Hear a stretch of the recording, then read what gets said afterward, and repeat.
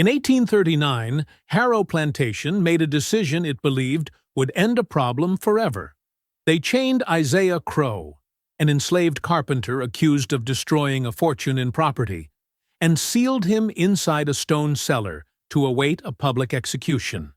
The plantation owner called him the most dangerous slave alive, not because he carried a weapon, but because he had learned how the plantation worked better than the men who owned it. They delayed the hanging, confident the walls would hold and the fear would spread. By the time officials returned to prepare the noose, Harrow Plantation no longer existed. The enslaved quarters were empty, the ledgers were gone. The main house was collapsing into ash, and Isaiah Crowe was nowhere inside the cell built to kill him.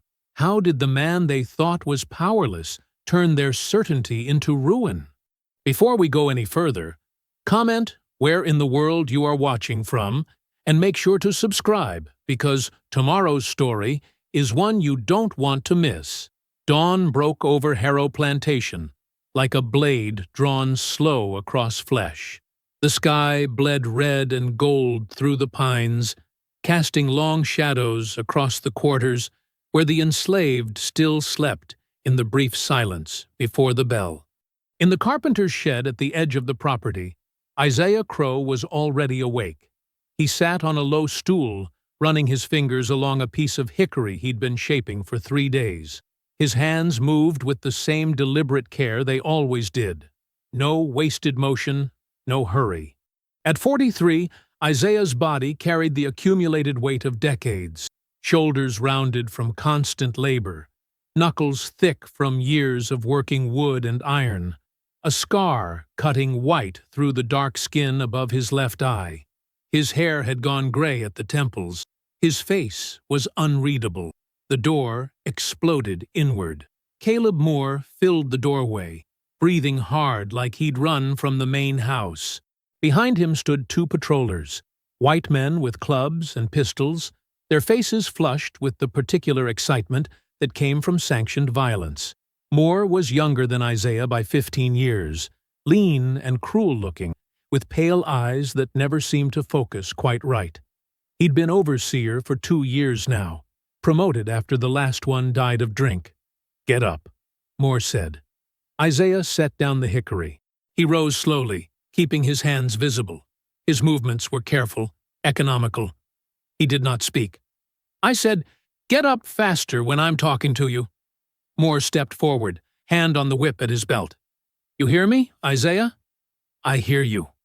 Isaiah's voice was low and even, almost gentle. It was the same tone he used for everything: instruction, refusal, prayer. The uniformity of it unsettled people. They couldn't tell what he was thinking. "You're coming with us." Isaiah nodded once. He did not ask why. Questions were dangerous, and silence was a tool he'd learned to wield with precision. Instead, he waited while one of the patrollers moved behind him with iron chains. The metal was cold against his wrists. The man locked the shackles tight enough to bite. "Walk," Moore said. They marched him out into the pale morning light. The quarters were stirring now, people emerging from their cabins to see what the commotion meant. Isaiah kept his eyes forward, but he could feel them watching. He could sense the questions forming on tongues that knew better than to ask them aloud. At the main house, Edmund Harrow waited on the veranda.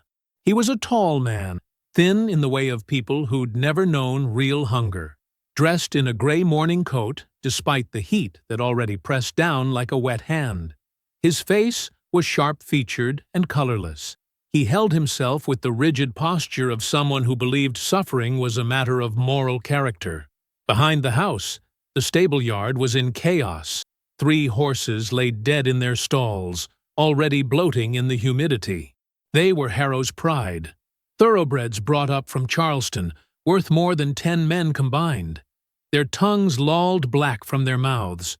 Foam crusted their muzzles. "Poison," Harrow said. He didn't look at Isaiah when he spoke. He addressed Moore instead, as if Isaiah were furniture. Oleander in their feed. Deliberate. Calculated. "Yes, sir," Moore said. "And you found the responsible party." "We did, sir." Now Harrow turned. His gaze moved over Isaiah with the detachment of a man examining livestock. "Isaiah Crow," he said, "the most dangerous slave on this land." Isaiah said nothing. "You know why I call you that?" Harrow stepped closer. "Not because you're violent. You've never raised a hand to anyone, have you?" Isaiah remained silent. "No," Harrow continued. "You're dangerous because you think. I've seen it in you. The way you watch, the way you remember things. You're too clever by half, and that's a quality I won't tolerate." Around them, other enslaved workers had gathered at a careful distance. They stood in small clusters, heads bowed, pretending not to listen while absorbing every word. Isaiah could see Old Ben among them, the preacher who led their Sunday gatherings in the clearing by the creek. Ben's weathered face was carefully blank, but his hands trembled slightly where they gripped his hat. "I didn't ask for your confession," Harrow said. "I don't need it. The evidence is clear enough. Those horses didn't poison themselves, and you had access to the feed stores. You had motive. I've been watching you for months, seeing that look in your eyes. You think you're better than your station. You think you can outsmart the natural order of things." Moore stepped forward. "Should I get the others to testify, sir?" "Some of them must have seen something." Harrow waved a hand dismissively. "Round up whoever you need, but be quick about it. I want this matter settled before the sun gets too high." They brought forward 3 men from the quarters, each one terrified, each one coerced by nothing more than the implicit threat of sharing Isaiah's fate. The questions were simple. Had they seen Isaiah near the stables? Did they know if he'd been acting strange? The men gave vague, careful answers that neither condemned nor defended. Their words were shaped by survival. "There," Harrow said, when the brief interrogation was done. "Witnesses enough." Isaiah had not spoken a single word in his own defense. He had not denied the accusation or offered explanation. His silence was interpreted exactly as intended, as admission, as arrogance, as proof of guilt. The refusal to plead became the evidence that sealed his fate. "Chain him," Harrow ordered. "I want him secured below until we arrange the execution." They marched him past the quarters again.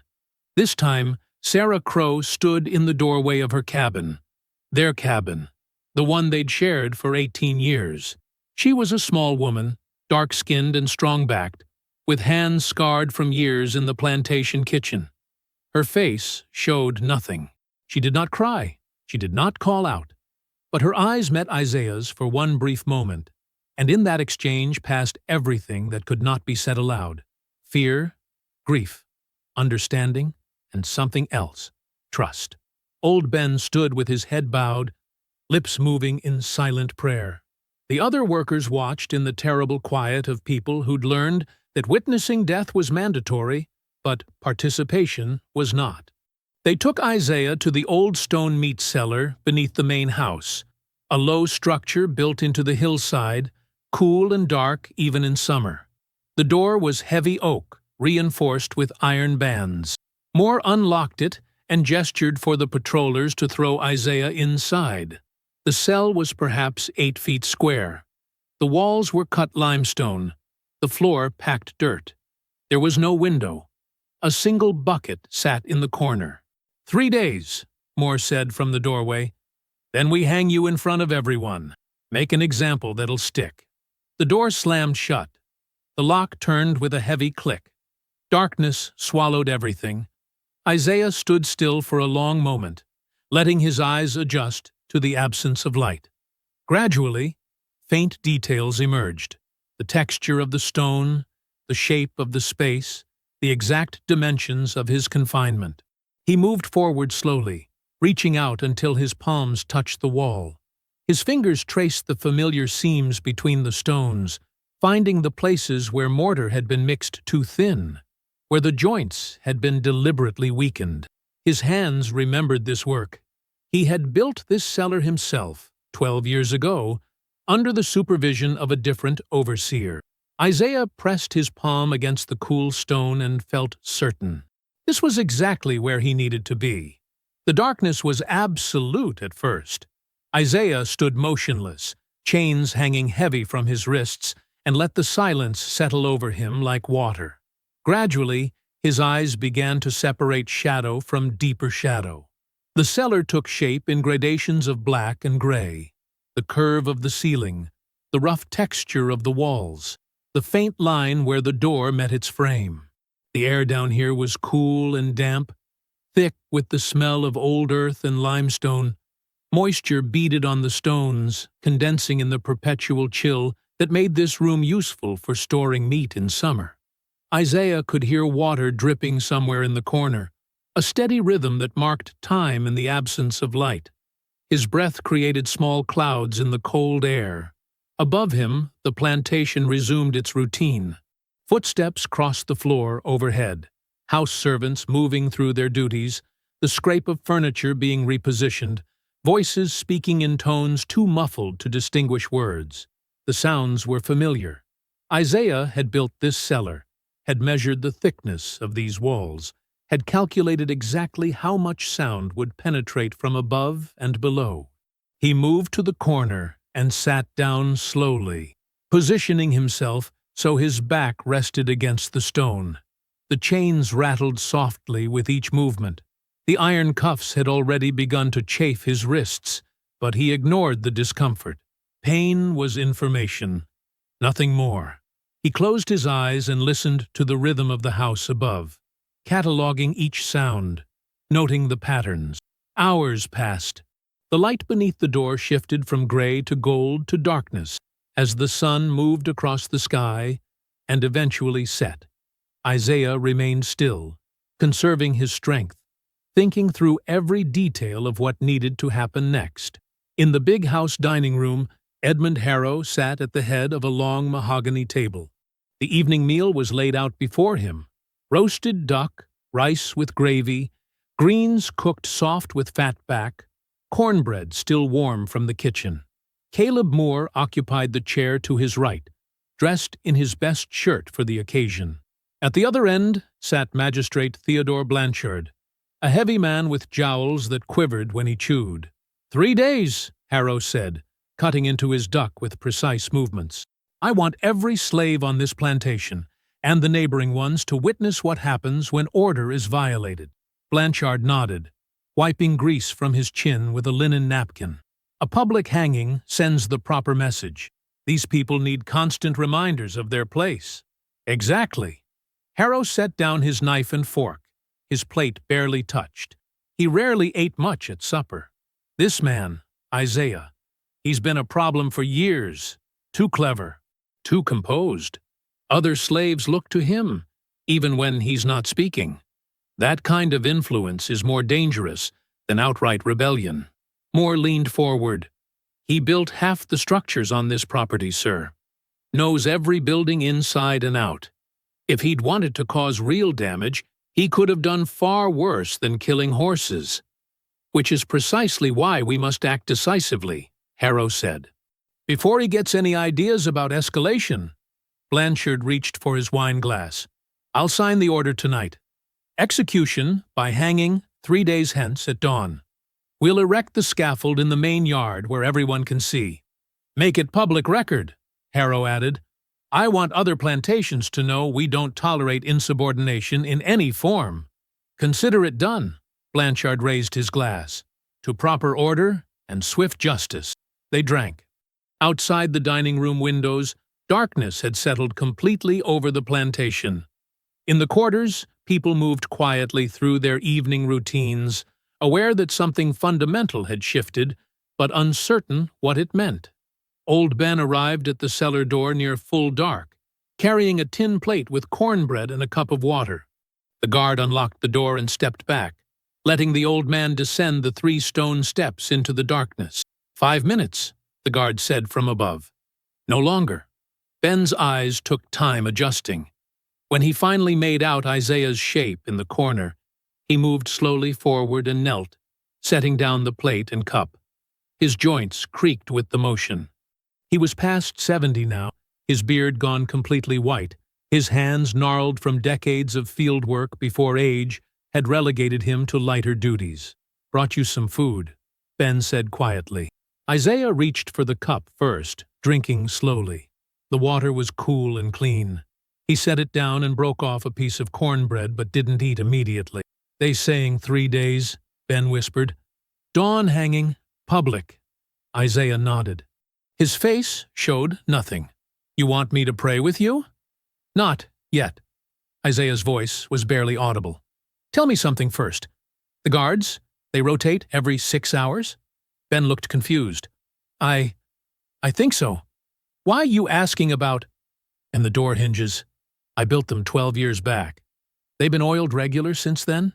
"Nobody oils nothing down here," Ben said. "This cellar don't get used except for storage now and again." He paused, studying Isaiah's face in the dim light. "Brother, you need to make peace with what's coming.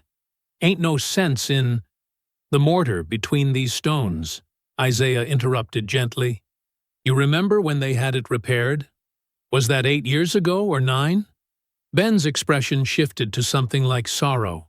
He thought Isaiah's mind was breaking under the weight of his fate, grasping at meaningless details to avoid confronting death. "Never been repaired, far as I know. Isaiah, listen to me." "Good." Isaiah finally ate a piece of cornbread, chewing slowly. "That's good to know. You need to turn your thoughts to the Lord," Ben urged. "Get right with your soul before—" "I am right," Isaiah said. His tone carried absolute certainty. "Tell Sarah I'm at peace. Tell her I know exactly what I'm doing." Ben didn't understand, but he nodded anyway. The guard called down that time was up. The old man rose stiffly, leaving the plate and cup, and climbed back up the steps. The door closed again. The lock turned. Isaiah sat in renewed darkness, his mind working through calculations and timing. Near midnight, new voices penetrated the cellar. Isaiah heard boots on the floor above, then someone descending the main house stairs. The front door opened and closed. Minutes later, the cellar door unlocked again. Sheriff Amos Ridley stood framed in the doorway, holding a lantern. He was a compact man in his 50s, with iron-gray hair and a permanent expression of weary calculation. Behind him stood 2 deputies. "Bring him up," Ridley said. They hauled Isaiah to his feet and marched him out of the cellar, through the kitchen, and into Harrow's study. The plantation owner looked furious. Moore stood beside him, equally angry. "This is highly irregular," Harrow said. "It's the law," Ridley replied. "Property worth over $500 requires parish investigation before execution. Those horses were worth $800 each, by your own accounting. The matter is settled. We have witnesses. You have coerced testimony from terrified slaves," Ridley said flatly. "I need to conduct proper questioning. The prisoner will be transferred to parish custody until I complete my investigation." "For how long?" "Until further notice." Harrow's jaw tightened. "This is an outrage. File a complaint with the governor, if you like." Ridley gestured to his deputies. "Take him to the wagon." They led Isaiah out into the night. Word spread quickly through the quarters. People emerged from their cabins to watch the sheriff's wagon roll away. Sarah stood in her doorway, hand pressed to her mouth. Old Ben whispered prayers of gratitude. Isaiah sat in the wagon bed between 2 deputies, his face impassive as they drove toward town. But inside, he felt the first piece click into place. Back in the cellar, now empty, the guards remained stationed outside. Isaiah could hear them arguing through the heavy door from his new cell in the parish jail. "Waste of time," one guard muttered. "Should have just hung him quick." "Sheriff's got no spine," the other agreed. "Probably delay it for weeks now." In his new cell, Isaiah lay on the narrow cot and allowed himself the smallest smile. The postponement meant everything. It meant time. It meant the plantation's attention would fragment. It meant the guards would grow complacent. It meant the plan could proceed exactly as designed. He closed his eyes and began counting hours until the next phase. The parish jail was quieter than the cellar had been. Isaiah lay on the cot in his new cell. eyes open, counting the passage of time by the subtle shifts in temperature and sound. The deputy on duty snored in the front office. A clock somewhere ticked steadily. Outside, the world held its breath in that deep stillness that comes only in the hours before dawn. Isaiah had been here less than 3 hours. He sat up slowly, chains clinking softly. The restraints on his wrists were standard issue, sturdy enough to hold an ordinary prisoner. But Isaiah had spent 20 years working with metal, wood, and stone. He understood how things were made. More importantly, he understood how they failed. He reached beneath the thin mattress, where he had hidden a shard of iron during the brief moment the deputies had turned away to lock the cell door. The piece was no longer than his palm, salvaged from a broken hinge in the wagon bed. Sharp enough, strong enough. Isaiah worked the shard into the lock mechanism of his left wrist restraint, applying pressure at the precise angle where the internal catch would give. He moved without haste, each motion deliberate. The first lock clicked open after 4 minutes. The second took 3. He set the chains down silently on the mattress and stood, listening. The deputy's snoring continued undisturbed. The cell door was newer than the restraints, but it had been installed by the lowest bidder using standard carpentry. Isaiah examined the hinges in the near darkness, running his fingers along the join point. He found what he expected. The bottom hinge had been mounted with screws rather than rivets. Cheaper, faster, weaker. Using the iron shard as a makeshift tool, he began working the screws loose. The wood was soft pine, worn smooth by humidity. Each screw turned with minimal resistance once he found the proper grip.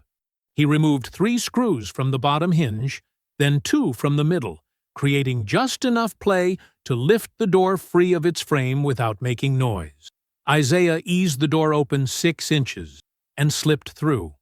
The deputy slept on, his chair tilted back against the wall, rifle propped beside him. Isaiah moved past like a shadow, taking nothing, disturbing nothing. He reached the back door and found it barred from inside with a simple wooden plank. He lifted it carefully and stepped out into the cool pre-dawn air. The parish jail sat at the edge of town. Between here and Harrow Plantation lay 4 miles of road and forest. Isaiah knew every yard of it.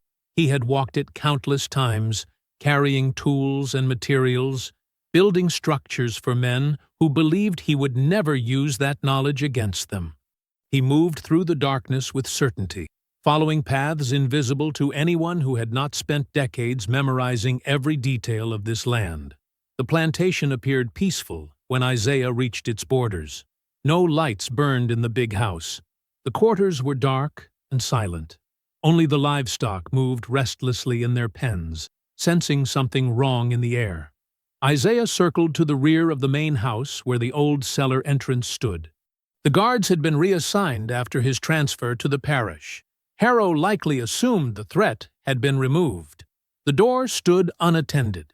Isaiah descended the 3 stone steps and knelt in the darkness he knew intimately.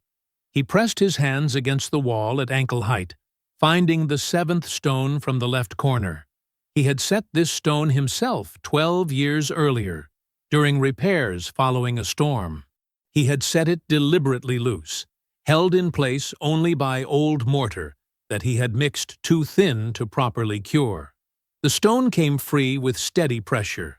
Behind it, a gap opened into the crawl space beneath the main house. Isaiah had built that house. He knew its bones. He crawled through, emerging in the storage area where winter provisions were kept. Barrels of lamp oil, sacks of grain, crates of documents and ledgers tracking every sale, every birth, every death on Harrow Plantation. The accumulated records of 30 years of systematic cruelty, all carefully preserved. Isaiah worked quickly now. He opened the first barrel of lamp oil and tipped it over, letting the liquid spread across the wooden floor. He soaked the grain sacks. He saturated the ledgers until the pages swelled and darkened. Then he moved to the quarters. Isaiah approached the first cabin and tapped twice on the door. Soft, specific. It opened immediately. Sarah stood there, already dressed, already waiting. She had known he would come. She always knew. "Woods," Isaiah whispered. "North path. Small groups. Quiet." She nodded and moved to wake the others. Within minutes, families emerged from their cabins carrying nothing but what they could hold in silence. Isaiah directed them with gestures. 5 people east, 3 north, 4 west. Scatter. Disperse. Disappear into the forest before dawn revealed them. He moved from cabin to cabin, releasing everyone who would come. Some refused, too frightened to believe this was real. Isaiah did not argue. He simply moved on. Old Ben appeared in his doorway, understanding finally dawning in his ancient eyes. "Lord have mercy," he breathed. "Go," Isaiah said. "Before the light comes." The old man went. Within 20 minutes, the quarters stood empty, except for those too afraid to leave. Isaiah returned to the main house and struck a match. The oil ignited instantly. Flames spread across the storage room floor, climbing the walls, consuming the ledgers with hungry efficiency. The fire found the grain sacks and roared higher. Smoke began pouring through the floorboards into the rooms above. Isaiah stood in the yard and watched the big house catch. The kitchen went next, then the overseer's quarters. The structures he had built with his own hands now burned according to his design, each fire spreading to the next, through pathways only he understood. Shouts erupted from inside. Caleb Moore stumbled out in his nightshirt, screaming for water. Edmund Harrow appeared moments later, his face twisted in rage and disbelief. White men ran in all directions, trying to organize a bucket line, trying to save what was already lost. They did not notice the quarters standing empty. They did not notice Isaiah walking calmly away. By mid-morning, the smoke column was visible for miles. Isaiah stood on the parish road with his hands raised as Sheriff Ridley's wagon approached. The sheriff pulled the horses to a stop and stared at him. "Isaiah Crow," Isaiah said clearly. His voice carried no emotion, no triumph, just certainty. Ridley climbed down from the wagon slowly, his expression unreadable. Behind them, the sky churned black with ash. The shackles went on tighter this time. Sheriff Ridley fastened them himself, checking each lock twice before nodding to his deputy. Isaiah stood perfectly still throughout, his wrists extended, his face empty of expression. The iron bit into skin already marked by previous restraints. "Walk," Ridley said. They moved down Main Street in full view of the town. It was late morning now, the sun climbing toward its peak, and the heat pressed down like a hand. People emerged from shops and houses to stare. A woman in a blue dress stopped mid-step, her mouth falling open. 2 merchants abandoned their conversation to watch the procession pass. A child pointed until his mother jerked his arm down. This was not what they had expected. Fugitives arrived at the parish jail bloody and broken, dragged from swamps or pulled from hiding places beneath barns. They did not walk calmly down the center of Main Street with their heads up and their hands steady. Isaiah heard the whispers trailing behind him like smoke. "That him? Burned the whole place? Heard he killed—" "No, horses first, then walked right up to the sheriff." The parish jail sat at the end of the street, a squat brick building with barred windows and a tin roof that radiated heat. The smell hit Isaiah before they reached the door. Unwashed bodies, old urine, desperation soaked into wood and stone. Deputy Clerk Edwin Lowe stood in the entrance, a thin man with spectacles and ink-stained fingers. He held a ledger open, pen ready. "Name?" Lowe asked, though he already knew. "Isaiah Crow," Isaiah answered clearly. "Property of?" "Edmund Harrow." "Formerly." Lowe's pen scratched across the page. His hand trembled slightly. "Charged with—" "Write what you need to write," Ridley interrupted. "Get him inside." They led Isaiah through the front office into a narrow corridor lined with cells. Most stood empty. One held a drunk man sleeping off yesterday's mistakes. Another contained a boy no older than 15, his face bruised, his eyes tracking Isaiah with something between fear and fascination. The cell at the end was smaller than the others, with a single window set too high to reach. Jailer Thomas Pike waited there, a broad-shouldered man with gray in his beard and no warmth in his eyes. He gestured Isaiah inside without speaking. The door clanged shut. Pike locked it with a key from his belt, tested the door once, and walked away without looking back. Isaiah sat on the wooden bench that served as a bed. The cell was hot, airless, thick with the smell of old sweat and stone. He closed his eyes and listened. Footsteps in the corridor, voices in the front office, the distant sound of wagons on the street outside. He had been in this cell less than an hour when they came for him. The interrogation room was barely larger than the cell. A table, 3 chairs, a window with bars but no glass, letting in the afternoon heat and the sound of voices from the street. Sheriff Ridley sat across from Isaiah. Deputy Lowe positioned himself in the corner with his ledger. Pike stood by the door with his arms crossed. "You understand why you're here?" Ridley said. It was not a question. "Yes," Isaiah answered. "Harrow Plantation burned last night. Main house, quarters, storage buildings, everything. I saw the smoke," Isaiah said. "You were seen leaving the property just after dawn. I walked to the road. I waited for you." Ridley leaned back in his chair. "Why?" "You told them to bring me here for questioning. I came. You broke out of custody first." The door was poorly constructed. The lock failed. Lowe's pen stopped moving. Pike shifted his weight. Ridley's jaw tightened almost imperceptibly. "The fire," Ridley continued. "How did it start?" "I don't know," Isaiah said. "I was in the cellar until I wasn't. Then I left. Witnesses say you were seen near the main house. I walked past it on my way to the road, in the middle of a fire. The road runs past the house. There's only one road." Ridley studied him for a long moment. "You're saying the fire was an accident?" "I'm saying I walked to the road and waited for you," Isaiah replied. "What happened to the buildings isn't something I can answer." "The ledgers," Lowe said suddenly from the corner. "The property records, all destroyed." Isaiah turned his head slightly to look at the clerk. "That's unfortunate. Those records were important." "You're educated," Ridley said. "You can read. I can read. Where'd you learn?" "A missionary woman taught Bible verses to children. I was a child once. That's illegal. The missionary left 20 years ago. I expect the statute has expired." Ridley's hands flattened on the table. "You think you're clever. I think I answered your question," Isaiah said calmly. The interrogation continued for another hour. Ridley circled back to the same points: the fire, the timing, the escape. Isaiah gave the same careful responses, never elaborating, never contradicting himself. His composure never wavered. He sat with his hands folded, his voice level, his eyes direct. It was this steadiness that disturbed them most. Ridley had interrogated hundreds of men. Guilty men blustered or begged. Innocent men protested too loudly. Isaiah simply answered, as if discussing the weather. When they finally returned him to his cell, Isaiah heard Ridley's voice through the bars as the sheriff spoke to Pike in the corridor. "Keep him isolated.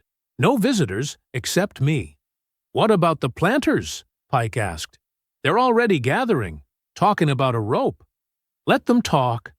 This goes through proper channels." "They ain't gonna wait for proper channels." "They will if they want their insurance claims honored," Ridley said. "Fire like that needs investigation. Can't hang the only witness before the county examiner arrives." Their footsteps faded. Isaiah lay on the bench and listened to the evening sounds. Through the high window, he could hear voices from the street. Angry, frightened voices. White men who owned land and people, suddenly aware that both could disappear in flame and smoke. "String him up now. Can't let this stand." Every slave for 50 miles heard about this. Example needs making. Fear. Isaiah heard it in every word. Not fear of him specifically. Fear of what he represented. The possibility that the system they had built could be unmade by the very people they believed powerless. The voices continued into the night. Morning came hot and thick. Isaiah woke to the sound of boots in the corridor. Ridley appeared with Lowe, and a man Isaiah had not seen before. Older, wearing a formal coat despite the heat, carrying a leather case. "County Examiner Warren," Ridley announced. "He has questions about the fire." They took Isaiah back to the interrogation room. Warren sat with documents spread before him. Insurance forms, property assessments, preliminary damage reports. He looked at Isaiah over wire spectacles. "You built the main house," Warren said. "Part of it. I did carpentry work. Then you knew its construction, its weaknesses. I knew how it was built. And the cellar door. You escaped through structural failure." "The door failed, yes. Convenient timing." Isaiah said nothing. Warren shuffled papers. The fire started in multiple locations simultaneously. The storage area, the kitchen, the overseer's quarters. Witnesses report seeing flames in all three before anyone could respond. "That sounds like poor fire safety," Isaiah observed. "Or arson. I suppose an examiner would know the difference." Warren's mouth thinned. "You're suggesting this was accidental?" "I'm suggesting someone who keeps lamp oil next to grain sacks next to paper records might want to reconsider their storage practices," Isaiah said. "But I'm not an examiner." Ridley leaned forward. "Where were the others? The people from the quarters?" "I don't know. I was in the cellar. Then I was walking to the road. The quarters were empty when the overseers checked. Maybe they ran when the fire started. Before anyone raised the alarm? Fear makes people move quickly." Lowe's pen scratched frantically. Warren gathered his documents with sharp movements. Ridley stood, his chair scraping against the floor. "This isn't over," Ridley said. "I didn't think it was," Isaiah replied. They returned him to his cell as afternoon heat settled over the town. Isaiah lay on the bench and listened to the voices outside, discussing execution dates and proper procedures. He heard the word rebellion repeated until it lost all meaning. As dusk turned the cell dim, Isaiah rose and ran his fingers along the stone wall near the floor. He found a loose edge of mortar and worked it free, revealing a sliver of exposed brick beneath. Using the edge, he scratched a single vertical line into the softer stone. Not counting days, counting patience, measuring how long before fear demanded action, before procedure collapsed under pressure, before the system showed him exactly how fragile it truly was. Morning came with the sound of keys rattling in the corridor. Isaiah opened his eyes to the dim light filtering through the high window. He had slept lightly, waking at intervals throughout the night to the sound of voices in the street. Men arguing about justice and property, about law and example-making. Now those voices had faded, replaced by the ordinary sounds of a town waking up. The cell door opened. Pike stood there with a tin plate and a cup of water. He set them on the floor inside the cell without stepping across the threshold. "Eat," Pike said. His voice carried no emotion. "Sheriff wants you presentable." Isaiah sat up slowly. His body ached from the wooden bench, from days of tension held carefully invisible.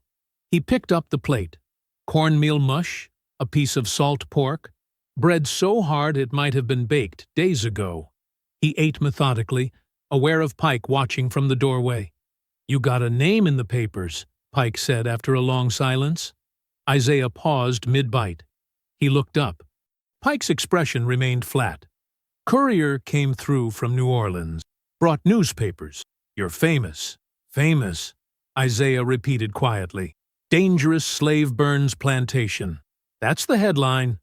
Pike shifted his weight. "Sheriff ain't pleased. Says it makes things complicated." Isaiah resumed eating. He chewed slowly, thinking through implications. News traveled faster than he had anticipated, faster than officials could control. Pike collected the empty plate and cup. "You got visitors coming today. Legal types. Sheriff's orders." He locked the cell door and walked away without another word. Isaiah stood and moved to the window. By standing on the bench and gripping the bars, he could see a sliver of the street below. Wagons moved past. White men in clusters talked with urgent gestures. A newsboy called out headlines he could not quite hear. The system was reacting. That much was certain. They came for him mid-morning. Ridley, Lowe, and two men Isaiah had not seen before. One wore expensive clothing and carried himself like someone accustomed to being heard. The other was younger, dressed more simply, with ink stains on his fingers. The interrogation room felt smaller with 5 people inside. Ridley gestured for Isaiah to sit. The well-dressed man remained standing. "This is Attorney Clayton Marsh," Ridley said, "representing several parish landowners. He has questions." Marsh looked at Isaiah with the kind of careful study usually reserved for livestock at auction. "You understand your situation has attracted considerable attention?" "So I've been told," Isaiah replied. "Newspapers as far as Baton Rouge have printed your name. Abolitionist papers in the North are calling you a hero." Marsh's voice carried distaste on the word. "That complicates matters." "How so?" "Public execution creates martyrs," Marsh said bluntly, "which serves no one's interests. Not ours, not yours." Isaiah said nothing. He had learned long ago that silence often revealed more than question. "The displaced families from Harrow Plantation," Ridley interjected. 23 people total. "They need placement." "Quick sale south would resolve that," Marsh said. "Quick sale causes panic," Ridley countered. "Other plantations are already nervous. Start selling people south over this, and you'll have runners all the way to the Arkansas line." The younger man with ink-stained fingers spoke for the first time. "There's also the matter of testimony. The county examiner requires a formal statement about fire origins." "Statements already given," Ridley said. "A detailed statement," the man clarified. "Something that can be submitted to insurance adjusters. They're questioning whether claims can be honored, given the circumstances." All eyes turned to Isaiah. He met their gazes calmly. "I can provide detail about the building's construction, the storage practices, the lack of proper fire breaks between structures." "That would establish negligence," Lowe observed quietly from his corner. "Negligence we can work with," Marsh said. "Arson and rebellion we cannot." Ridley leaned forward, elbows on the table. "The families. If we relocate them locally instead of selling south, does that calm things down?" "Depends on who testifies to what," Marsh replied. He looked at Isaiah. "You claim the fire was accidental. Poor construction, poor safety. Nothing deliberate." "I claim I don't know how the fire started," Isaiah said carefully. "I can only speak to the building's weaknesses. And the escape? Door failed. I walked out. Nothing else to tell." Marsh turned to Ridley. "Local placement could work. Disperse them across 3 or 4 properties. No families separated. Work contracts instead of immediate sale. Looks like mercy. Prevents panic." "And him?" Ridley gestured at Isaiah. "Held pending examiner's final report. Then quiet transfer. No public spectacle." The younger man scribbled notes rapidly. Isaiah watched the negotiation unfold with the detached precision of someone watching chess pieces move across a board. They were not discussing him anymore. They were discussing problems and solutions, stability and control. "I'll need names," the examiner's assistant said, "of the displaced families, for relocation documentation." "I can provide those," Isaiah said. Everyone looked at him again. "You know all their names?" Lowe asked. "I know everyone who lived in those quarters. Their skills, their family connections." Isaiah paused deliberately. "Information like that could help with appropriate placements." The room fell silent. Marsh's eyes narrowed slightly. Ridley's jaw tightened. They understood what Isaiah was offering, cooperation that benefited them while simultaneously ensuring the families would not be scattered like cattle. "Write them down," Ridley said finally. "Every name, every skill. We'll review placements with you before finalizing." Isaiah inclined his head slightly. Of course. They gave him paper and pen that afternoon. Isaiah sat in his cell with the materials spread on the bench beside him, writing in careful script. 23 names, 23 lives he could influence with precision rather than chance. Pike brought him dinner as the sun lowered. "Sheriff says you're being cooperative." "Sheriff would be correct," Isaiah replied without looking up. "Heard they're keeping families together." "That true? That's the agreement." Pike stood silent for a moment. "Never seen anyone negotiate from inside a cell before." Isaiah set down his pen. "I'm not negotiating. I'm providing information they need." "Looks like negotiating to me." "Then, perhaps," Isaiah said quietly, "we see things differently." Pike left the cell door open while Isaiah finished writing. The gesture was small but significant, a slight relaxation of constant vigilance. Isaiah noted it and continued his careful documentation. By late afternoon, Ridley returned with Marsh and the examiner's assistant. They reviewed Isaiah's list, asked questions about specific individuals, discussed placement options. Isaiah answered with the same steady precision he had maintained since surrendering himself days earlier. "This works," Marsh said finally. "Families stay intact, properties get skilled labor, everyone looks reasonable." "And insurance claims?" Ridley asked. "Negligence ruling solves that." Examiners satisfied with the testimony. Marsh gathered his papers. "Execute this quietly, and we avoid larger problems." They left as dusk settled. Isaiah returned to his cell with the awareness that something unprecedented had occurred. He had shaped outcomes from confinement. He had used their fear of disorder to create fragments of mercy within a merciless system. Night fell slowly. Isaiah lay on the cell floor, the stone cool against his back. Through the high window, he could hear the town settling into evening routines. Somewhere in the distance, church bells rang 7 times. He closed his eyes and allowed himself something he had not permitted in years, a moment of belief that the impossible might be possible, that systems built on absolute power could be bent through leverage and patience, that control did not always require freedom. The bells faded into silence. Isaiah breathed slowly, evenly, letting the tension drain from his shoulders.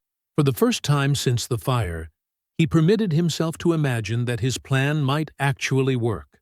The night deepened around him. He did not move. He simply lay there, listening to the quiet, feeling the stone beneath him, and believing. Morning arrived with the sound of boots on stone stairs. Isaiah opened his eyes and sat up, already fully awake before Pike appeared. But the jailer was not alone. A young man followed him, no older than 20, thin-framed, with nervous hands that kept adjusting his worn jacket. His skin marked him immediately as someone who existed in the precarious space between bondage and conditional freedom. "This is Eli Turner," Pike said. "He'll be assisting with duties while I'm handling courthouse business." Eli carried a tray with breakfast, better than usual. Real eggs, bacon still warm, bread that looked fresh. He set it down carefully on the cell floor, not quite meeting Isaiah's eyes. "Eli's working off his contract," Pike continued. "Sheriff hired him for jail maintenance. You give him any trouble, he reports directly to me." "Understood?" "Understood," Isaiah replied. Pike left them alone. Eli stood awkwardly near the cell door, watching Isaiah eat. "You're the one they're writing about," Eli said finally. Isaiah chewed slowly before responding. "So they tell me. People are scared. White folks, I mean. Talking about uprisings all over. Patrols doubled on every plantation within 20 miles. "And you?" Isaiah asked. "What are you?" Eli blinked. "What?" "Scared, hopeful, angry. What are you?" The young man's hands flexed at his sides. "I'm trying to get free. That's what I am." Sheriff promised me papers when my year's up if I do good work. Isaiah set down the tin plate. Year's a long time. Better than forever. Maybe, Isaiah said quietly. Eli shifted his weight, glancing toward the stairs. I'm supposed to ask if you need anything. Writing materials, clean water, extra blanket, sheriff's orders. Why? Why what? Why the improved treatment? Eli looked uncomfortable. You helped with those families, getting them placed proper instead of sold off. People noticed. Isaiah stood and moved closer to the bars. Eli instinctively took a half step back. Who noticed? Isaiah asked. Officials. The ones making decisions. Eli paused. And others. What others? Eli glanced toward the stairs again, nervous. People who want this, handled quiet. No more headlines. No more attention from up north. Isaiah studied the young man's face carefully. Fear lived there, certainly, but also something else. Desperation for approval, for safety, for the promise of papers that might never come. I need fresh paper, Isaiah said, and pen with good ink. I'm preparing a statement for the examiner. I can get that, Eli said quickly. Anything else? Privacy to write it. Eli nodded and left, taking the breakfast tray with him. Isaiah listened to his footsteps fade up the stairs, counting the rhythm, gauging the young man's nervousness by the speed of his retreat. Eli returned an hour later with quality paper and a steel nib pen. He also brought a message. Sheriff Ridley wants your full testimony about the fire by tomorrow morning, Eli said. Detailed account. Building construction, storage practices, everything that made it unsafe. And if I provide that? He says it helps everybody. Insurance companies get answers. Families get proper placement. Things calm down. Isaiah took the writing materials. Tell him I'll have it ready. Eli hesitated in the doorway. They're being decent about this. More decent than usual, I mean. That's something. Yes, Isaiah agreed. That's something. The young man left again. Isaiah sat with the paper spread before him, thinking carefully about what he was about to write. The statement needed to serve multiple purposes: satisfy officials while protecting the families who had escaped, create a record that could be used later if needed, and establish patterns of negligence without explicitly admitting deliberate action. He began writing in clear script. He detailed the cellar's construction from years earlier, noting structural weaknesses he had observed. He described the storage buildings, their proximity to oil reserves, their dry wood construction, the lack of fire breaks between structures.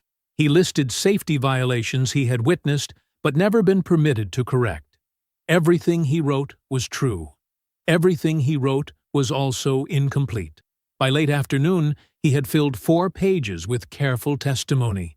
Pike came down briefly to check on him, saw him writing, and left without comment. As evening approached, Eli appeared again with dinner. Statement finished? The young man asked. Nearly, Isaiah replied. Eli set down the tray. Stew, cornbread, even a small piece of dried apple. They're treating you better than most. They're treating me carefully, Isaiah corrected. There's a difference. Still, could be worse. Isaiah looked at him directly. Could it? Eli's expression shifted, uncertainty crossing his face. What do you mean? I mean that mercy built on convenience disappears the moment it becomes inconvenient. They gave their word about the families. Yes, they did. Isaiah returned to his writing. And words are binding until they're not. Eli stood silent for a long moment, clearly wanting to argue but lacking the certainty to do so. Finally, he collected the breakfast tray from earlier and left Isaiah alone. Night settled slowly over the parish jail. Isaiah finished his statement as lamplight faded through the window. He read it over twice, checking for anything that might endanger the families while ensuring it satisfied official requirements. Satisfied, he set the pages aside and lay down on the wooden bench. His body still ached, but differently now, less from physical restraint, more from sustained tension held invisible. Sleep came in fragments. He woke periodically to the sound of wagons passing outside, to voices in distant rooms, to the creaking of the building settling in the cooling air. Just before dawn, he heard footsteps on the stairs. Eli appeared carrying a lamp, looking exhausted. "Sheriff wants the statement first thing," Eli said quietly, "soon as the courthouse opens." Isaiah sat up and handed over the pages. "It's ready." Eli took them carefully, as if handling something fragile. He glanced at the neat handwriting, the organized paragraphs, the careful documentation. "You write better than most white men I've seen," Eli said. "Dangerous skill," Isaiah replied. "Yeah." Eli folded the papers. "That's what they say." He turned to leave, then paused. "They're going to ask me questions. About you. What you're like, what you talk about, whether you seem like you're planning something. And what will you tell them?" Eli's hands tightened on the papers. "I'll tell them the truth. That you've been cooperative. That you're helping with everything they ask. That's all? What else is there?" Isaiah lay back down, turning his face toward the wall. "Nothing else. Just what they ask." Eli stood in the doorway for several heartbeats longer, breathing audibly in the quiet. Then he left, climbing the stairs slowly, his footsteps uneven and hesitant. Morning came with full light. Isaiah heard the courthouse doors opening across the square, heard the town beginning its daily routines. He imagined Eli Turner walking toward that building, holding testimony that could shape outcomes in directions the young man probably did not fully understand. He imagined officials reading his statement, officials discussing his cooperation, officials making decisions based on fear disguised as mercy. He imagined Eli being pulled aside, questioned carefully, offered assurances about freedom papers in exchange for information that seemed harmless. He imagined the young man's desperate need to believe those promises. Isaiah closed his eyes and waited.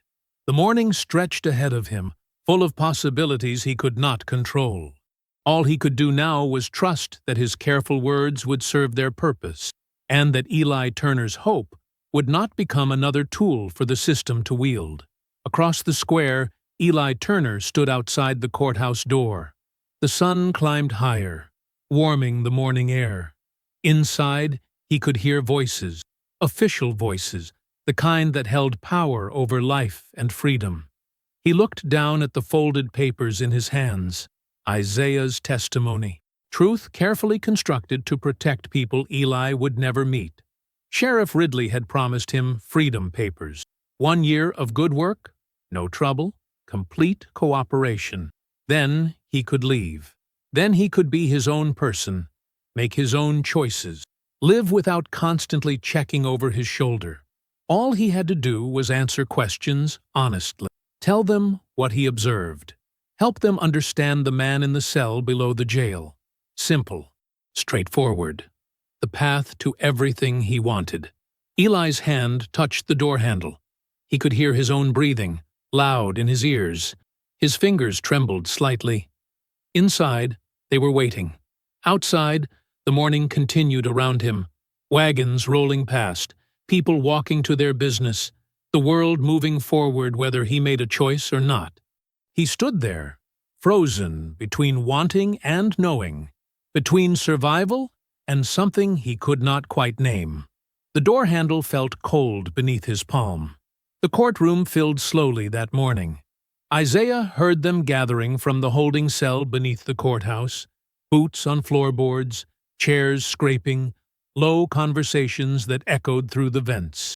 He had been moved before dawn, transferred from the jail without explanation, shackled to an iron ring set into the stone wall. Sheriff Ridley appeared at the cell door just after sunrise. His expression was careful, controlled, revealing nothing. "You're being brought up for examination," Ridley said. "County prosecutor wants clarification on your statement." Isaiah stood as much as the chains allowed. "Clarification about what?" "Details." Ridley unlocked the cell but left the shackles in place. "Questions about intent. The examiner wants to establish whether the fire was accidental negligence or something more deliberate. My statement was clear. Your statement was careful, Ridley corrected. Too careful, some think. Two deputies appeared behind the sheriff. They flanked Isaiah as he was led up narrow stairs into the courthouse proper. The building smelled of tobacco smoke and old paper. Sunlight cut through tall windows, illuminating dust that hung suspended in the air. The courtroom was smaller than Isaiah expected. 20 chairs arranged in rows, a raised platform for the examiner, a witness box positioned to face both officials and observers.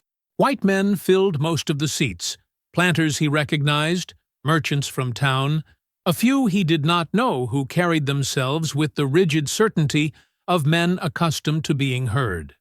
Isaiah was positioned beside the platform, still shackled, standing rather than seated. The message was clear. He was not a defendant granted the dignity of process. He was evidence to be examined. Examiner Horace Dalton entered from a side door. Mid-50s, gray-haired, wearing spectacles that caught the light as he arranged papers on his desk. He did not look at Isaiah directly. "This examination concerns the incident at Harrow Plantation," Dalton announced to the room. "Specifically, whether the destruction constitutes criminal negligence or deliberate insurrection." The word hung in the air like smoke. Insurrection, not arson, not even rebellion. The specific legal term that carried death without appeal. "We will hear testimony," Dalton continued, "from those with direct knowledge of the accused's behavior, statements, and intentions." Isaiah's jaw tightened slightly.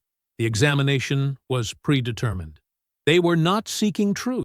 They were constructing justification. The first witness was Overseer Caleb Moore, surviving representative from Harrow Plantation. He testified about Isaiah's reputation for silence, his refusal to show proper deference, his knowledge of plantation structures. Everything Moore said was factually accurate. Everything Moore said was also designed to sound sinister. "Did the accused ever make threats?" Dalton asked. "Not direct ones," Moore admitted. "But he had a way of looking at you, like he was measuring, calculating." Calculating what? Weaknesses, opportunities, ways to cause maximum damage. Isaiah remained still, face neutral. Denying the characterization would only confirm it. Silence was his only defense, and it was insufficient. The second witness was Thomas Pike, the jailer. Pike testified about Isaiah's behavior in custody. Cooperative but unnaturally calm, too articulate for an enslaved man, too comfortable with written language. "Did he seem remorseful?" Dalton asked. Pike hesitated. "No, sir. He seemed satisfied. Satisfied with the destruction. Satisfied with something. Can't say exactly what." The room murmured. Isaiah understood what was happening. They were building a narrative where his composure became proof of guilt. His intelligence became evidence of conspiracy. His very existence became threat. Then Eli Turner was called. The young man entered from the back of the room, walking slowly toward the witness box. He did not look at Isaiah. His hands shook slightly as he placed them on the railing. "State your name and position," Dalton instructed. "Eli Turner, assistant to the parish jail. You had regular contact with the accused during his imprisonment?" "Yes, sir." "Describe his demeanor." Eli swallowed visibly. Quiet. Mostly kept to himself. "Did he make statements about the fire?" "Some." "When asked?" Dalton leaned forward slightly. "What did he say?" Eli's eyes flicked toward Isaiah for just a moment, then away. His voice dropped lower. "He said it was necessary." The room went completely silent. "Necessary?" Dalton repeated. "In what context?" I asked him why. Why burn the plantation? He said it was necessary to show them. Show who? White men. Owners. People in power. Eli's words came faster now, as if momentum carried them beyond his control. He said one fire wasn't enough, that it needed to spread, that more plantations needed to burn before anything would change. Isaiah's chest tightened. Every word was fabrication. Every word sounded plausible. "Did he mention specific targets?" Dalton pressed. He talked about other properties, about how many enslaved people worked them, about which ones had the most to lose. Eli gripped the railing harder. He said he had lists, names of people who would help, plans for coordinated action, coordinated rebellion. Yes, sir. The murmuring in the room grew louder. Dalton raised a hand for silence. You're certain of this testimony? Eli nodded, still not looking at Isaiah. I'm certain. And you reported these statements to Sheriff Ridley? Soon as I heard them, sir. Dalton made notes on his papers. Thank you, Mr. Turner. You've done your duty. Eli stepped down from the witness box, walking quickly toward the exit. As he passed, Isaiah caught his eye for one brief second. What he saw there was not malice. It was terror and shame mixed together, inseparable. The young man disappeared through the door. Dalton addressed the room. Given this testimony, I am reclassifying Isaiah Crowe as an exceptional threat to public order. The evidence suggests not isolated criminal action, but premeditated conspiracy toward widespread insurrection. He signed a document with deliberate strokes. The accused is remanded to solitary confinement pending executive review of sentencing. No mention of trial. No discussion of defense. The examination was concluded. Isaiah was led back down the stairs by 4 deputies instead of 2. They moved him past the holding cell to a different chamber, deeper in the courthouse foundation. This cell had no window. The door was iron instead of wood. The only sound was water dripping somewhere in the darkness. They locked him inside without speaking. Afternoon faded into evening. Isaiah sat on the stone floor, back against the wall, listening to the building above him empty as officials departed for the day. He heard boots, voices, doors closing. Then silence. He had miscalculated. Not about Eli specifically, but about the system's willingness to construct whatever narrative served its purpose. Truth was irrelevant when fear demanded action. Night came fully. No lamp, no candle. Complete darkness wrapped around him like water. Then he heard it. Chains dragging across stone somewhere beyond his cell. Heavy links scraping slowly, deliberately. The sound came closer, moved past his door, continued down what must be a corridor he could not see. Then it stopped. Silence returned, deeper than before. Isaiah closed his eyes, though it made no difference in the blackness. His careful planning, his strategic patience, his belief that he could manipulate the system's own mechanisms against itself, all of it collapsed under the weight of one frightened young man's desperate testimony. The power he had accumulated disappeared like smoke. He was alone in the dark, waiting for whatever came next, with no tools remaining except the certainty that he had run out of moves. The chains began dragging again, closer this time, right outside his door. Then they stopped, and waited. The chains stopped dragging. Isaiah remained completely still in the darkness, listening. Whatever caused that sound, guard making rounds, deliberate intimidation, or something else entirely, it had ceased just beyond his cell door. He counted his breaths. 20, 30. The silence stretched unbroken. Then footsteps retreated, fading upward through the courthouse foundation. He was alone again. Isaiah shifted against the stone wall, feeling dampness seep through his shirt. The cell smelled of earth and old iron. No light penetrated this deep chamber. Time became difficult to measure in absolute blackness. He judged by his own body, the hunger cycle, the stiffness in his joints, the way exhaustion pulled at his thoughts. Not yet midnight, he estimated. Perhaps 10 or 11 hours since the examination ended. He thought about Eli Turner's testimony. The young man had not invented those lies from nothing. Someone coached him, gave him specific phrases designed to trigger legal mechanisms, coordinated rebellion, lists of names, widespread insurrection. Each term carried precise meaning in Louisiana law, each one narrowing the path toward execution. Eli had been terrified in that witness box. Isaiah recognized genuine fear when he saw it. The jailer's assistant had not wanted to speak those words, but survival demanded cooperation, and survival outweighed conscience when freedom papers hung in the balance. Isaiah did not blame him. The system created such choices deliberately, forcing people to betray each other or perish. Anger at Eli would be wasted energy. The question was whether anything remained to be done from inside this cell. He ran through his remaining options methodically. Physical escape was impossible. The iron door, the multiple locks, the guards stationed above. Legal appeal was closed. The examination had bypassed normal procedure entirely, replacing trial with executive classification. Outside intervention seemed unlikely. No one with power had reason to intercede on behalf of an enslaved man accused of insurrection. Every conventional path led to the same conclusion: execution, probably within days. But Isaiah had stopped thinking conventionally years ago. He traced his fingers along the stone floor, feeling familiar grooves worn by water and time. This courthouse foundation was old, built before Louisiana statehood, constructed by enslaved hands using methods Isaiah knew intimately. He had not built this specific structure, but he understood its bones. More importantly, he understood something the county officials did not.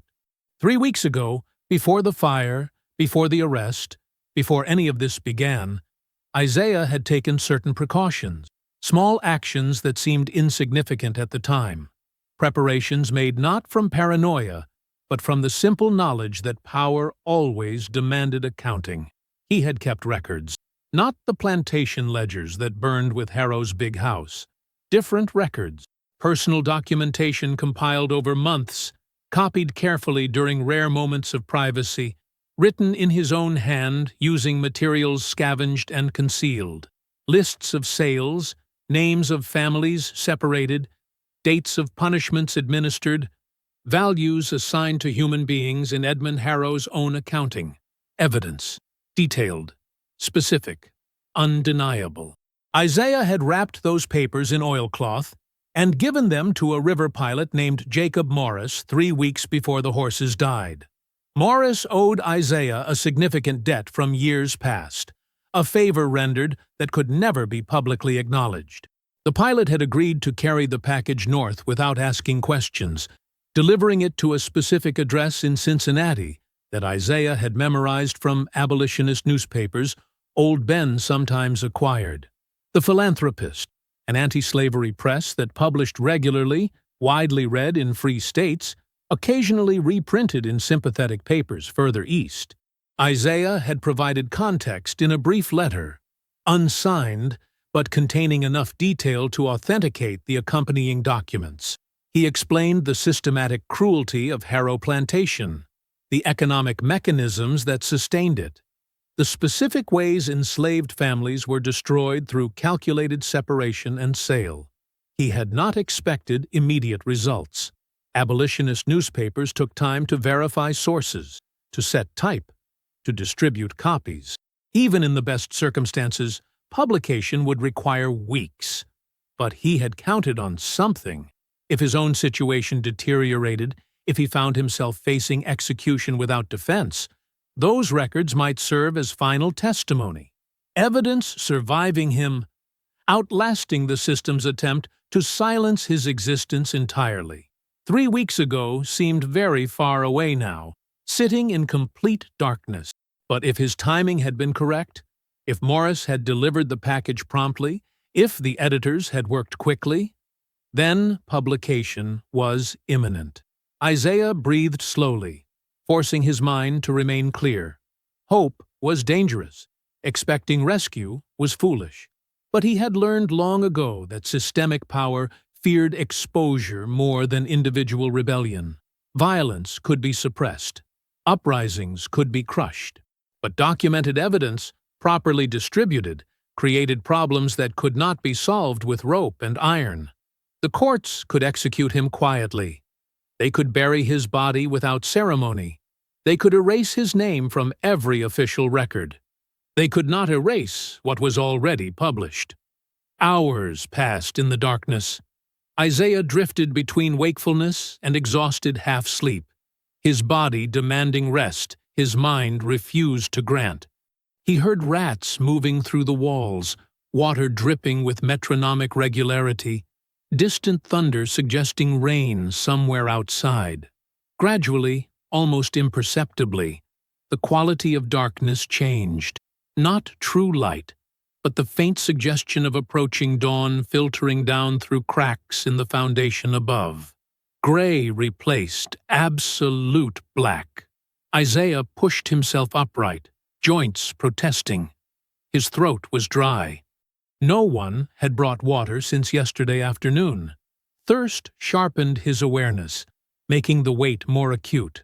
Footsteps sounded overhead, multiple pairs moving quickly. Not the slow morning routine of guards changing shifts. Something urgent. Voices carried through the floorboards, muffled but agitated. Then boots descending rapidly down the stairs. The iron door unlocked. Sheriff Ridley appeared, holding a folded newspaper, his expression caught between anger and calculation. Behind him stood Deputy Clerk Edwin Lowe and 2 guards.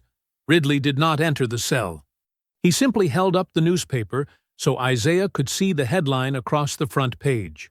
Louisiana Plantation Records. Reveal systematic cruelty, smaller text beneath. Documents obtained by this press detail. Years of family separation, physical punishment, and economic exploitation at Harrow Estate. Ridley's voice was tight. This came in on the Morning Post. Same edition appeared in 3 different northern papers simultaneously. Reprints expected in Boston and Philadelphia by week's end. Isaiah said nothing. His face remained neutral, but something shifted behind his eyes. The documents are authenticated, Ridley continued. Signatures match plantation records. Numbers correspond to known sales. Everything verified. He lowered the paper. Did you arrange this? Isaiah met his gaze steadily. I kept my own accounting.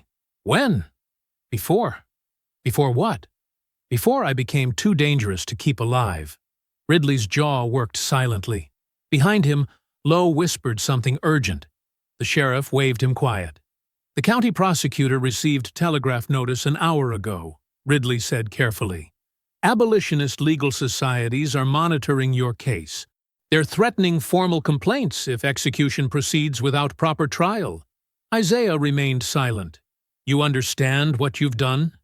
Ridley's voice dropped lower. You've made yourself untouchable in exactly the wrong way. We can't execute you quietly now. But we also can't let you walk free. I never asked for freedom. Then what do you want? Isaiah considered the question. What he wanted was irreversible consequence. What he wanted was the system forced to acknowledge its own mechanisms in public record.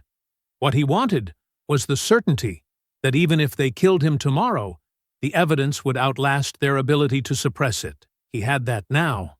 I want the truth to stay published, Isaiah said simply. Ridley stared at him for a long moment. Then he turned and walked back up the stairs without another word. The cell door remained open. Sunrise broke fully over the parish courthouse, light streaming through eastern windows, illuminating dust and official papers, and the folded newspaper still lying on the clerk's desk. Inside it, documented in careful columns, Isaiah Crow's careful accounting waited to be read. The parish courthouse courtyard filled with men before noon. Edmund Harrow arrived first, riding hard from what remained of his property, his face red from exertion and fury. Behind him came 3 other plantation owners from neighboring estates, their expressions tight with barely controlled anger. County Prosecutor James Whitfield emerged from his office reluctantly, papers clutched in both hands, looking like a man being dragged toward something he desperately wanted to avoid. Sheriff Ridley stood on the courthouse steps, blocking the entrance. The execution order stands, Harrow said without preamble. That slave burned my property to ash, killed valuable livestock, destroyed years of records. The order is under review, Ridley replied carefully. Review? Harrow's voice rose. By whose authority? Whitfield stepped forward, his legal training making him choose words with precision, even when his sympathies lay elsewhere. Multiple abolitionist legal societies have filed formal complaints with the territorial governor. They're citing irregular procedure in the examination process. No defense counsel, no proper trial, immediate classification without appeal. He's property, not a citizen. Property doesn't get defense counsel.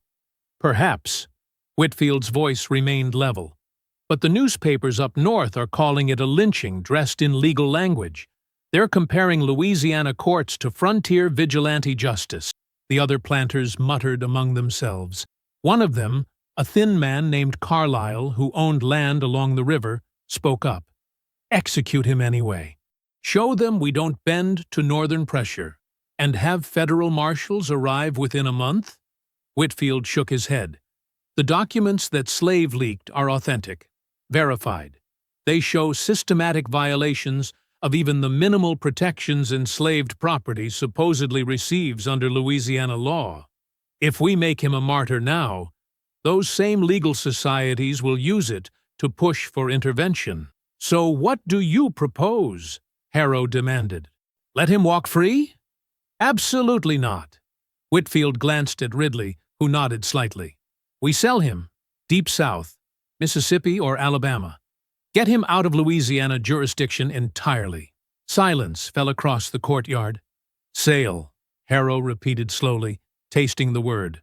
For what price? Who profits? The county claims first lien for prosecution costs and jail expenses, Whitfield said. The remainder goes to you as compensation for destroyed property. We arrange private sale through a broker. No auction, no publicity. He disappears into cotton fields somewhere that abolitionist newspapers don't reach. One of the other planters laughed without humor. You're rewarding him. He burns down a plantation and gets sold to new masters instead of hanged. He gets sold to worse masters, Ridley interjected quietly. Mississippi work gangs don't keep literate slaves alive long. He'll be dead within a year from labor or punishment, and it won't be our jurisdiction's problem. Harrow's jaw worked silently. His hands opened and closed at his sides. He wanted blood, wanted public execution, wanted Isaiah Crowe swinging from a rope as example and warning. But he also understood practical reality. The newspapers had already spread the story too far for quiet resolution. How soon? Harrow asked finally. Today, Whitfield said. Brokers already waiting at the river dock. Mississippi Company representative heading back south this afternoon. We transfer custody immediately. Paperwork filed before sunset. Cash payment? Certified bank draft. Less than you'd prefer. More than the alternative. Harrow stared at the courthouse door for a long moment. Then he spat in the dirt and turned away. Get him out of my sight. The other planters followed, their voices rising in angry debate as they moved toward their horses. Whitfield exhaled slowly. Get the prisoner. Isaiah heard them coming down the stairs while sitting motionless in the cell. 3 sets of footsteps, moving with purpose rather than casual rotation. He stood without being ordered. Ridley appeared in the doorway first, followed by 2 guards carrying fresh chains. Not the simple wrist shackles from before, but full transport restraints. Iron collar, wrist cuffs connected by short chain to waist ring, ankle shackles hobbling his stride. You're being sold, Ridley said flatly. Mississippi broker waiting at the dock. You leave in 30 minutes. Isaiah allowed them to fit the restraints without resistance. The iron collar sat heavy against his collarbones, its weight familiar from years past. The guards worked efficiently, checking each lock twice, ensuring no possibility of escape during transport. Where in Mississippi? Isaiah asked. Does it matter? No. Ridley studied his face. You knew this might happen. That's why you sent those records north. Insurance against execution. Isaiah said nothing. You think you've won something, Ridley continued, but you'll be working cotton under men who make Edmund Harrow look merciful. You'll die there, and no one will write newspaper articles about it. I know. Then why? Isaiah met his eyes directly. Because the truth stays published. They led him through the courthouse into afternoon sunlight. Townspeople lined the street, some jeering, others simply watching in silence. Isaiah walked steadily despite the ankle chains, his head level, his expression calm. The river dock sat 2 blocks from the courthouse, busy with afternoon traffic. Flatboats and keelboats clustered against the wooden pilings, cargo being loaded and unloaded in continuous motion. Workers shouted across the water, pulleys creaked, barrels rolled across weathered planks. A Mississippi broker named Talbot waited near a mid-sized cargo vessel, his paperwork already prepared. He barely glanced at Isaiah before signing the transfer documents and accepting the bank draft from Whitfield. "Load him," Talbot said to his own men. They guided Isaiah up the gangplank onto the boat's deck. Other cargo sat stacked in the hold. Cotton bales, barrel hoops, machinery parts. Isaiah was chained to an iron ring bolted near the stern, positioned where he could be easily watched, but away from valuable goods. The boat captain appeared, checked the manifest, and ordered departure. Lines were cast off. The vessel pushed away from the dock, current catching it immediately, carrying it downstream toward the wider Mississippi. The parish courthouse grew smaller behind them, then disappeared entirely as the river bent south. Isaiah sat with his back against the gunwale, watching brown water flow past. The chains were heavy, but not unbearable. The sun was warm on his shoulders. Somewhere ahead lay Mississippi and cotton fields, and labor that would likely kill him within months. But behind him, in parish offices and northern newspaper archives, his careful accounting remained. Documented, verified, published. The system had tried to silence him with execution. Instead, it had sold him. That meant the evidence had worked. Isaiah closed his eyes, feeling the boat rock gently beneath him, and allowed himself the smallest measure of peace. 7 years passed. The spring of 1846 brought warm rain to what used to be Harrow Plantation. Water pooled in the foundations where the big house once stood, moss growing thick over blackened stones that no one bothered to clear. The fields had gone to seed and scrub, the careful rows of cotton long since reclaimed by wild grass and sapling. The old slave quarters stood empty, their doors hanging crooked on rusted hinges, roofs caving inward from seasons of neglect. Edmund Harrow had tried rebuilding for 18 months after the fire.